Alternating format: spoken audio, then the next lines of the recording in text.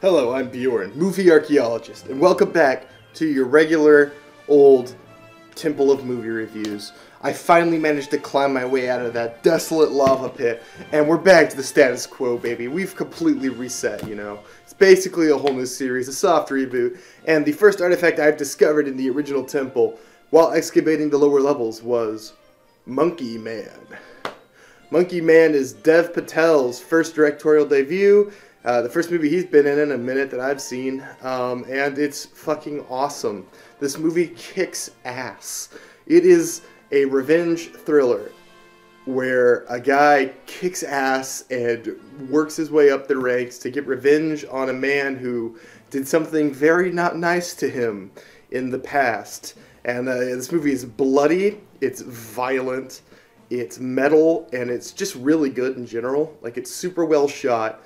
Super action-packed. Like, the action set pieces of this movie are awesome. It's the John Wick team. If you like John Wick, this is like John Wick, but a little more violent, a little more intense. I actually feel much like in the original John Wick, where you're hyper-focused on getting that little shit that killed his dog. This movie has a very similar energy.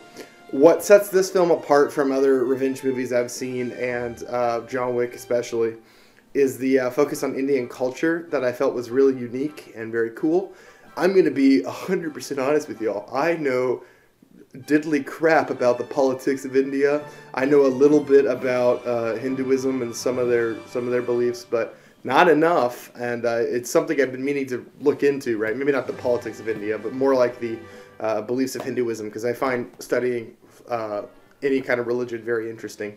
From a writer's standpoint, you know, it's like a lot of those stories and religious texts are the origins of modern day storytelling, specifically some of the older ones like the Bhagavad Gita and Gilgamesh. So I've always been meaning to look into that. This movie sort of pulls a lot of the lore and religious elements from Hinduism and other religions and puts them into this revenge thriller as like seasoning, and it's really cool. The movie clearly, I'm going to be honest, the movie clearly deals with like the politics of India. I'm not from India. I don't know anything about the politics of India, so all that went right over my head. But it did not take away from my enjoyment of this movie at all, because while that stuff is there, the stuff around it, the actual revenge and the action and all that stuff is, you know, anyone can understand it. It's very straightforward and very interesting. The cinematography and general directorial style of this film was really what won me over. It's a very pretty movie. It's very well shot. A lot of the action sequences look gorgeous and are shot in very unique and interesting ways. A lot like some of the John Wick action set pieces are. Dev Patel, who is someone who I've loved forever, I think he's criminally underrated. Whenever I do fan castings on any of my stuff, I'm always casting that guy because I think he's just awesome. I think he's super undervalued for how talented he is, and apparently he is a talented director too. The directing here is really good, his acting is fantastic, he is a badass at this movie, which, I mean, he was always kind of a cool guy in some of his movies. He sort of combines elements of his Slumdog Millionaire performance with this new sort of John Wick persona he's got going on here, and it's badass. This just further proves that his casting as Zuko could have been amazing and was a complete waste of his talent for how terrible that movie was written and directed. So yeah, Dev Patel is a director who is on my list. I'm going to follow every movie he makes now. I already liked him as an actor. He's a good director. The action set pieces in this movie are brutal. As I said, there's a certain weight and violence to everything in this movie. All the hits and stuff, you feel them. It's a good action movie. It's a very solid action movie. Probably going to be the best of this year. I said that before with John Wick, and I was probably right. I don't think there was another action movie that year that was better than John Wick. So this is a movie I really enjoyed. This one kind of surprised me. I went in with high expectations, and they were met and maybe even exceeded. So I'm going to give Monkey Man a 9 out of 10, I think. That's tentative. I'll have to see it again. I might lower that. But I'm feeling that right now because it's got everything I look for in a movie.